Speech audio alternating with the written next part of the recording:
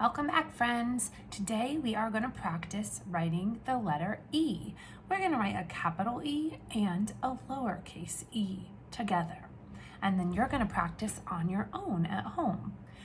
If you're writing any letters, we want to remind you about the lines that a lot of times in pre-K and kindergarten, and probably up to first grade and second grade, the kinds of lines that you will be using.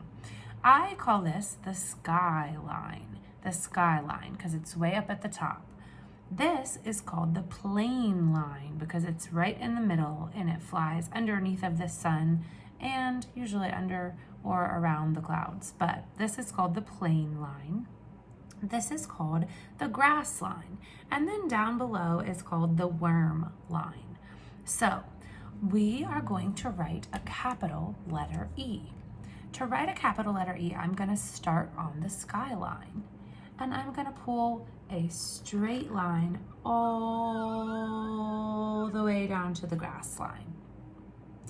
Then I'm going to go back up to the skyline, and I'm going to make a line across on the skyline, across on the plane line, and across on the grass line. So I have 4 lines, one straight line down, and then I go across the skyline, across the plane line, across the grass line. So there is my capital letter E. So you're going to practice on your write-on, wipe-off page, writing some capital letter E's. They might be big, they might be small. You might write them on the side with lines, but you might write them on the side with no lines if that's easier for you right now. Either way is totally fine. So you're going to practice writing some letter E's. Now make sure you only make 3 lines sticking out from your straight line down. An E does not look like this. That's way too many lines. We only want 1, 2, 3 lines sticking out. All right, let's look at our lowercase letter E.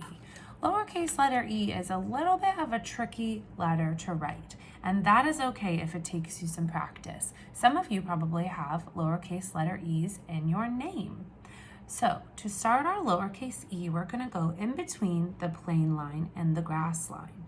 So I'm looking right in between the plane and the grass line. I'm gonna put my marker down, and I'm going to make a straight line over underneath of the plane line. Then I'm going to curve up and touch the plane line, but then I'm going to curve back down until I touch the grass line, and then I'm going to curve back up just a little bit, and that completes my lowercase e. Let's try that again without the lines. I'm going to make a straight line over, curve up, curve back down and around, and stop. Again, if you're using the lines, you're going to make a straight line in between the plane line and the grass line. Then you're going to curve up, touch the plane line, curve down, touch the grass line, and just go back up slightly. So you can use the side with no lines to practice your letter E's. You can use the side with lines to practice your letter E's. So I see up here my skyline, my plane line, and my grass line. And down here is my worm line. So I'm not going to go down to the worm line today, just sky to grass, and then a stick, and a stick. Sky to grass, stick, stick, stick. Remember, only 3. So go all the way across if you're using the lined paper and practice your capital E's. And then you can give it a go with your lowercase e's.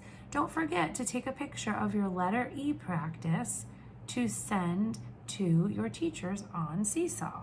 So see how I'm starting again in between the plane line and the grass line. I'm making a line over, up and around, over, up and around, over, up, and around. And like I said, this one can be a little tricky to get the hang of, so don't worry if you need a little bit of extra practice.